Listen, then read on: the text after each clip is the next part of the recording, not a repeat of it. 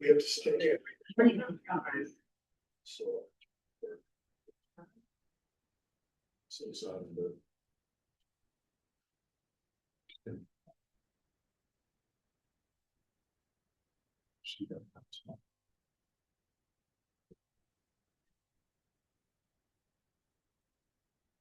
And no one's, I don't think there's anyone.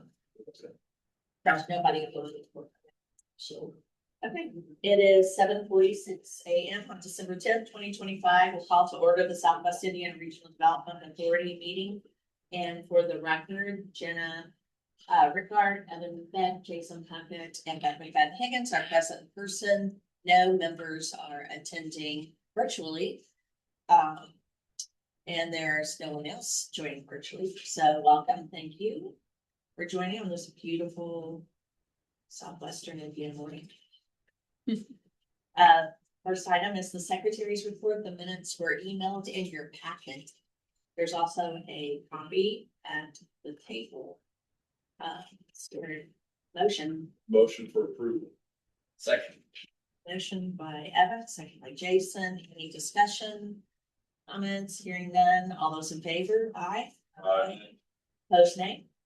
Minutes have been approved, and we'll pitch it to Zach on the financials. Good morning, everyone. Quick recap for November. We started the month of $293,000 in the bank, and that is almost entirely Warwick's outstanding check that they had requested.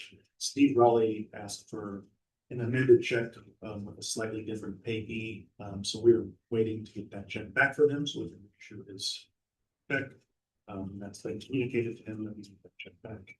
And we still have to do a hard copy check with them, correct? They do not accept ACH is what they're telling. That's what they're telling us. So for November, the IEDC dispersed $376,000 into the SWIRDA bank account. Most of that came in at the very tail end of November. And part of that balance includes an adjustment to the UE mental health claim number 5. We're sorting out. There was a rounding error of 1 to 2 pennies. We're getting that support in line, and that should be approved and dispersed tomorrow. Otherwise, we had $5.2 million in approved claims in November, as well as barely $500 in adjustments to prior claims, as well as the booking of 2 new awards, the Stewart and Boise County Housing Expansion. And that wraps the activity from November.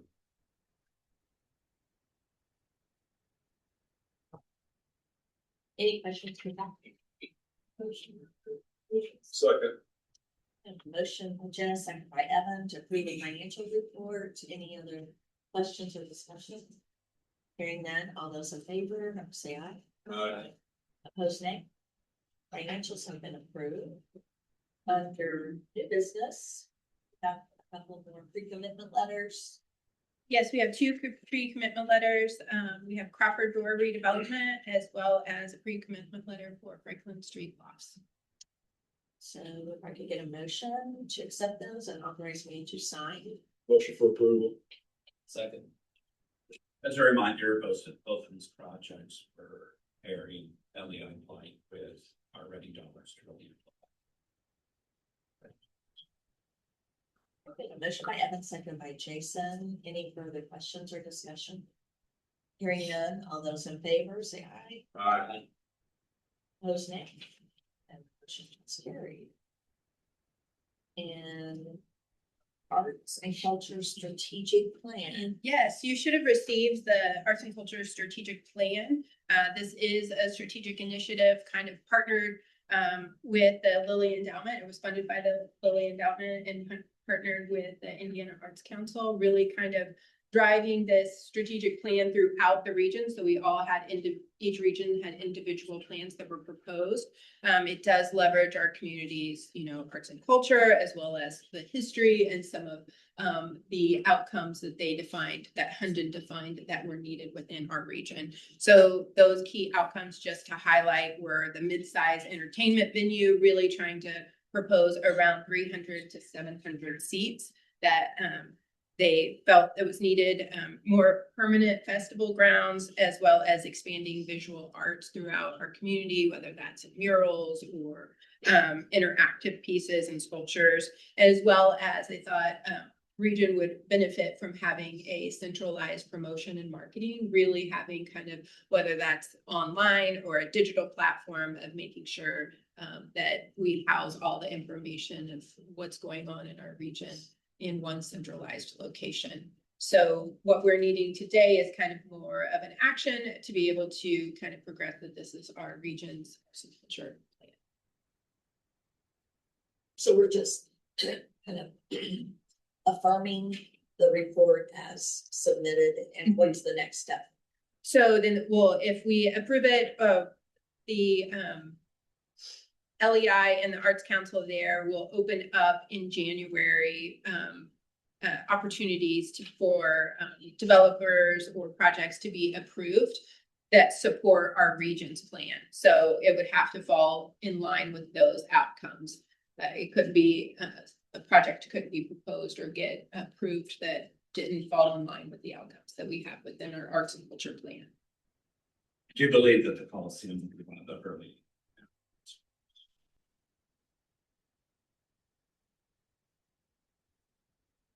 And do you mind if I just mentioned to you in your packet to sign, IEDC came back with, they need a executed agreement. They never sent one over to us. And so, after you sign that, then we can have our reimbursement back of the Ready grant, or not the, sorry, the, arts and cultural planning grant. Yeah. So we've paid this when you said reimbursement. Yeah, so we had to pay for it first, and then, excuse me, since we weren't at 65% yet, we couldn't submit the disbursement yet. But now, as soon as we were 65%, I was able to disperse it or submit a claim. But then they noticed right at the final level that they never sent that over to us to have it signed. So as soon as that's signed, then they'll release the funds to us.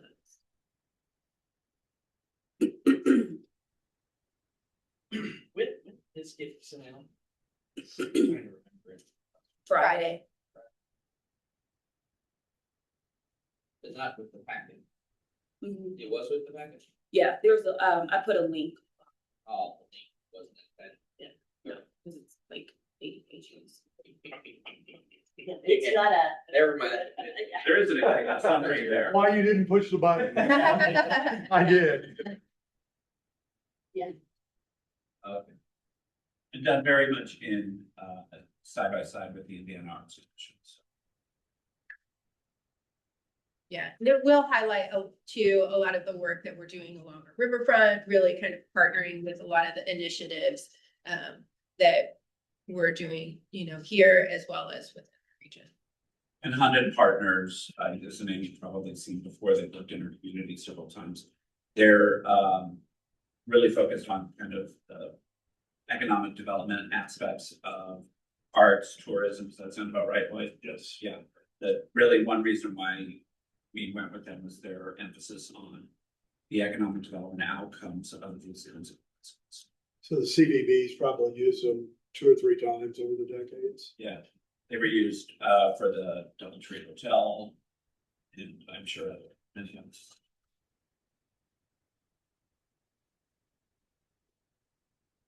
So, everybody, where you had time to review and Great. Motion for approval. motion to approve the Arts and Culture Strategic Plan as emailed, and a second by Jenna. Any further discussion, questions? Just clarification, when you said we paid, who paid it? Who paid that initial fund? You said we've already paid it. Hunden, yeah. So it was like we had to pay Hunden, and then with those invoices and receipt, then I uploaded it into the grant management. So the E-rep. funds, E-rep. E-rep, Yeah. that's what it was Sorry. E-rep fund, so we're requesting the reimbursement for E-rep, that's what I was, Sorry. like, who laid out the Yeah, money? who was we? Who's we? Okay, yeah.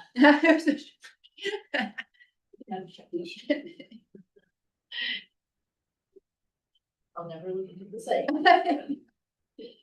Any further discussion? Hearing none, all those in favor, say aye. Aye. Opposed, nay. And the plan has been approved. It will be submitted and,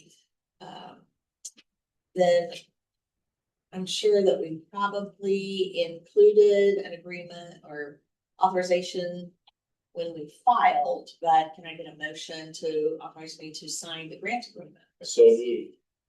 Second. Any discussion, questions, all in favor, say aye. Aye.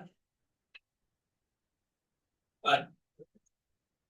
I think that was four. Well, like- Four, we'll call me. Yeah.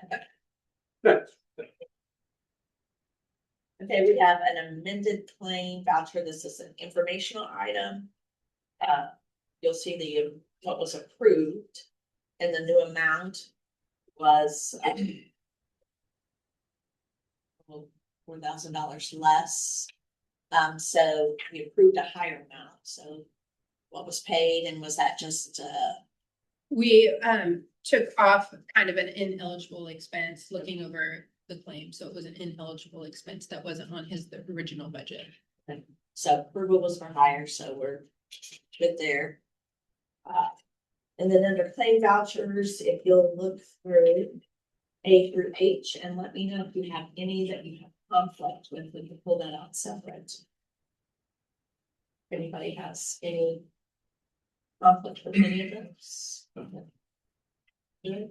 Jason, Jenna, you're good with everyone. Yeah, I think you abstained on D in the past, so. So you'll sort of the votes, right?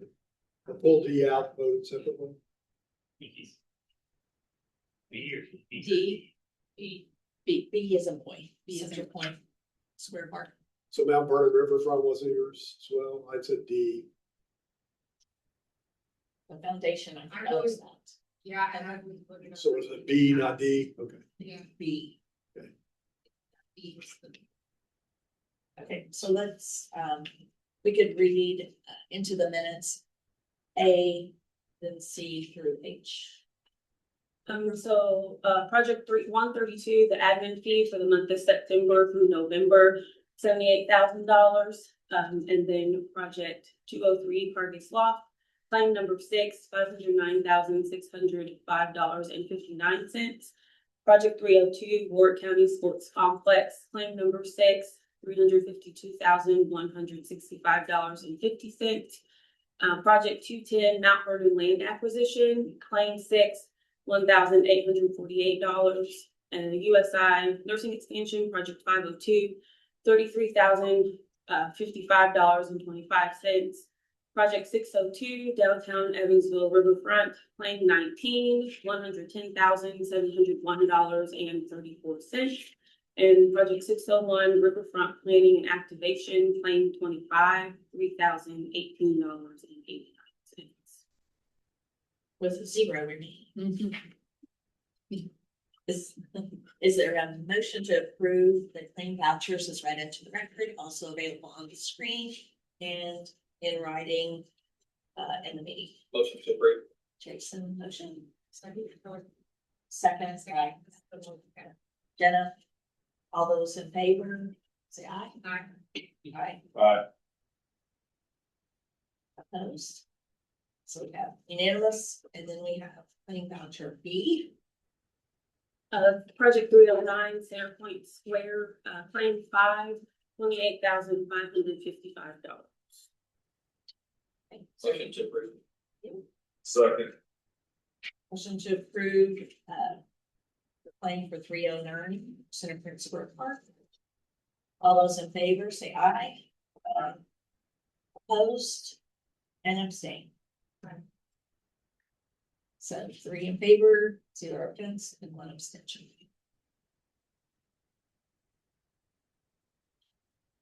Great, let's go see those shortly. I'll get an email. And then just portfolio project status update. Yeah, so we're at 78% drawn on Ready One. That is 36.8 million already claimed. We are actively working, kind of going through with IADC in the necessary information and documentation we need for a closeout phase as we start to see some of these projects getting into closeout, so we'll have information on that. And then we're also, again, actively working on our active projects to make sure that we are hitting all of the deadlines that we need around those projects. So for Ready, is it Ready 2 next? So yeah, Ready 2, we are $1.7 million claimed. That would equal to 0.04% drawn.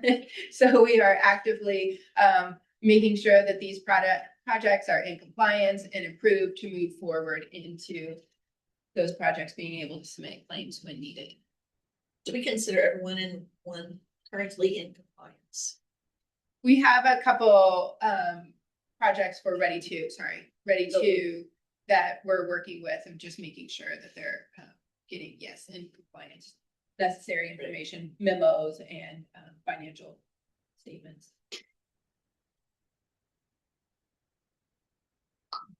Any questions about 1 or 2? Okay.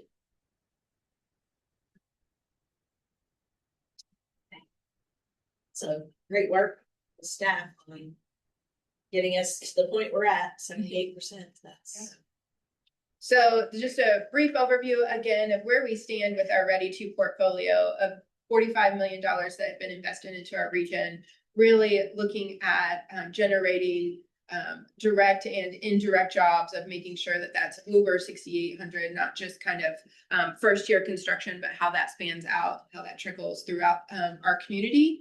That also generates $24.1 million in local tax dollars and creates, looking at the 10-year total GDP for our region of $2.3 billion.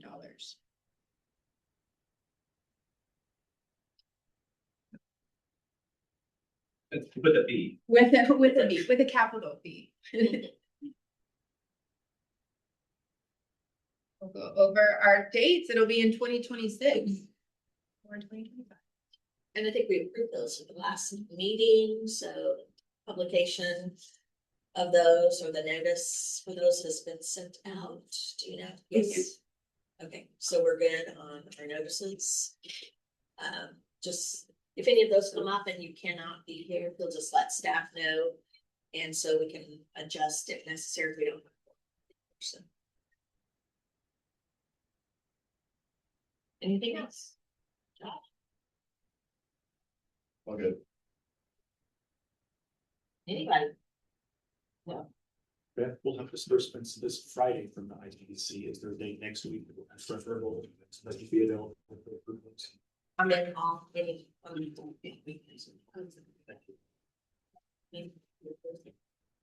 with that. You're adjourned. Thank you. So we should be the minutes. Should we?